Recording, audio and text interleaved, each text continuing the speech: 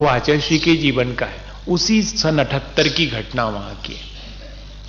और क्या हुआ था कि आचार्य महाराज ऊपर पहाड़ से उतर करके आहार के लिए आते थे तो सारे लोग आगे आगे खड़े हो जाते थे, क्योंकि वहां पीछे तक की 3 नंबर की धर्मशाला, पहली धर्मशाला में 10-12 कमरे, दूसरी में फिर थोड़े से, फिर तीसरी और टूटी फूटी पड़ी थी, वहां तो कोई नहीं जाता था उस धर्मशाला में।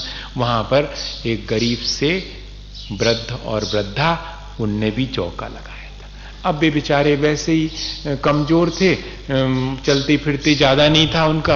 अब यहां कहां भीड़ में आके खड़े होंगे, अपन तो अपने घर के सामने खड़े, वही उनका घर, कमरा ही उनका घर। द्वारापेक्षण का वास्तविक मायने यही है कि अपने द्वार पर साधु के आने की अपेक्षा, यहां वहां जाने की आवश्यकता नहीं है। तो वो वहीं पर खड़े, बाकी सब लोग तो अपने अपने कमरे से आगे आके, क्योंकि पहले आ जाएंगे तो अपन जल्दी से झटक लेंगे महाराज को, ऐसा आगे कैसे नहीं, ऐसे ही तो रहता, मन में भाव रहता कि थोड़े आगे आ जाएंगे तो जल्दी से पकड़ के महाराज को फिर ले जाएंगे वहां पर। लेकिन आचार्य श्री ने उस दिन क्या सोच लिया कि जो अपने कमरे के सामने खड़े होंगे वहां जाए, और कोई विधि नहीं, यही विधि। चले आचार्य श्री, अब सब खड़े हैं, बड़ी मुश्किल में तो रास्ता मिली, दोनों तरफ खड़े थे पड़गाने, तो निकलते जा रहे, अब देखें कहां जाते हैं, और वो तो चले गए तीसरी। वहां कौन है भैया? कोई नहीं है, चौका होगा वहां पर, लौटाओ महाराज को। आचार्य श्री तो चले जा रहे हैं, पता नहीं किसका पुण्य है, उन दोनों का पुण्य था, वे वहीं खड़े हैं। गदगद हो गए आचार्य श्री, जाके उनके सामने खड़े। अब तो वो परिक्रमा दे रहे हैं और सारी लोग चिंतित हैं। देखो तो, जिनके यहां आहार होना वो निश्चिंत, और बाकी चिंतित हैं कि कचू तो है नहीं है, दूध तक तो उनके तो है नहीं है, और क्या खिलाएंगे वो। आज तो अब सब जने तैयार, अपना अपना लेकर के तैयार हो गए कि अपन पहले से ही चलो वहां पर महाराज के। और आचार्य श्री ने ये भी उस दिन सोच लिया कि उस चौके में जो मिलेगा वो ही ले। अब देखो आनंद, और जैसे ही उन्होंने रोटी निकाली तो आचार्य श्री की दृष्टि चली गई। वैसे एक साधु की दृष्टि में ये सारी चीजें भी होनी चाहिए, ऐसा आचार्यों ने लिखा है। कम से कम हमारे आचार्य महाराज ने तो हमें बताया, पहले जो नई सब्जी आए उसे नहीं लेना, क्यों?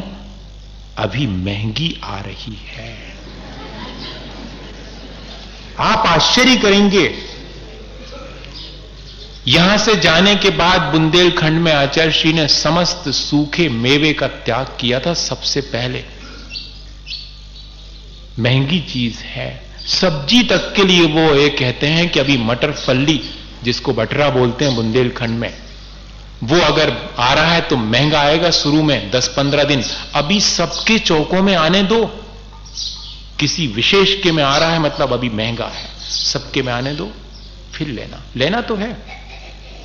कितना ध्यान, आचार्य श्री का ध्यान चला गया उनके पूरे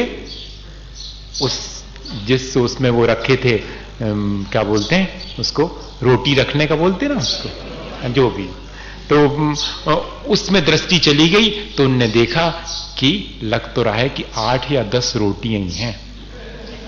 हाँ, तो अब 3 लोग हैं, दोनों वो और एक स्वयं साधु। अतिथि संविभाग के मायने क्या है? जितना श्रावक ने अतिथि और अपने स्वयं के लिए बनाया है उसमें से अतिथि वाला ले लो, बाकी ज्यों का त्यों छोड़ दो। हाँ, ये वृत्ति है। तो आचार्य श्री ने तय कर लिया कि 8-10 हैं, मतलब 3-4 रोटी पड़ी अपने जिम्मे, बस। हाँ, तो उन्होंने उतनी ही 3-3.5 रोटी के जितने ग्रास बनेंगे, एक के 4 बनते हैं, सो गिन करके ग्रास उतने ले लिए।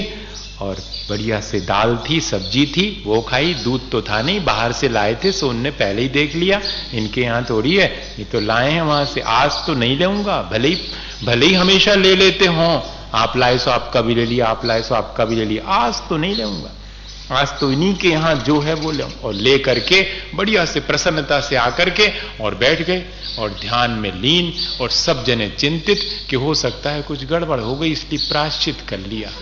अपन को उल्टा ही सूझता है। हाँ, उन्होंने ऐसा आहार करवा दिया, आचार्य तो प्रायश्चित कर रहे हैं, ध्यान में लीन। अब हम लोग देख रहे हैं कि 2:30 बज गए हैं, आचार्य की कक्षा होती है, अभी तक नहीं हुई, 2:30 तो बज गए, आचार्य तो बिल्कुल टाइम से उठ जाते हैं, आज तो ध्यान से ही नहीं उठे, जरूर कोई ना कोई बात तो हो गई, गड़बड़ हो गई कुछ ना कुछ, आज तो लगता क्लास भी नहीं लगेगी। खूब घंटी बजाई, घंटी बजती है क्लास की, आप कभी जाएंगे तो देखेंगे वहां पर, क्योंकि सब साधु अलग अलग कमरों में बैठे रहते, तो घंटी की आवाज से सबको टाइम मालूम पड़ जाता। तो घंटी बजी, सब साधु तो जाकर के बैठ गए, लेकिन अभी आचार्य उठे नहीं, फिर बजाई 5-5 मिनट में घंटी, तो बामुश्किल आचार्य 2:45 बजे उठ करके और बैठे और वचन का जो भी वाचना करनी थी, स्वाध्याय कराना था, शुरू कर दिया। स्वाध्याय कराते कराते आधे स्वाध्याय में कोई प्रसंग आ गया तो बोले कि आज तो मेरा मन था नहीं स्वाध्याय का, आज तो ध्यान में ही आनंद आ रहा था, पता नहीं उन लोगों ने कितना पवित्र आहार करवाया कि मेरा मन तो आज ध्यान में नहीं।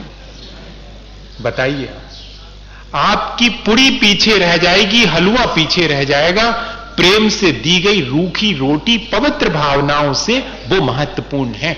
द्रव्य, हां, ये है दान की प्रक्रिया।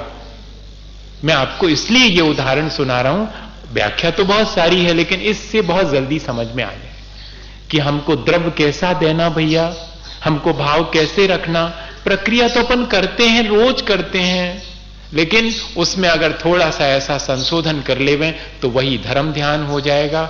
उसी के द्वारा हमें उतने मात्र से सुबह 6 बजे से भावना बनाई, अब आते होंगे, अब आते होंगे, अरे जल्दी से करो, देखो 9 तो बज ही गए हैं, अब 9:30 बजे उठने ही वाले हैं महाराज। पूरे 6 बजे से कर रहे हैं पाप की क्रिया, हो रहा है पुण्य का अर्जन।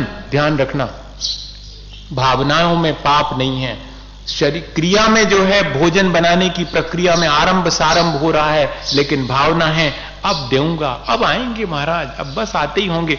और फिर उसके बाद घर के सामने आ गए तो बहुत हर्ष, और घर से आगे निकल गए तो थोड़ा मन बुझ जाता है, लेकिन घबराना नहीं, अभी और किसी का पुण्य मेरे से भी अधिक आज ज्यादा हो गया है, कोई बात नहीं। मेरा तो इतना पुण्य था कि 6 बजे से 9:30 तक कितना पुण्य का अर्जन किया है, वो मेरे घर के सामने से निकल गए, ये कम पुण्य है क्या? ऐसे भाव बनाना, घर के सामने से आगे बढ़ जाने पर कोई पाप का उदय नहीं आ जाता, ये हमेशा लोगों के मन में आ जाता है।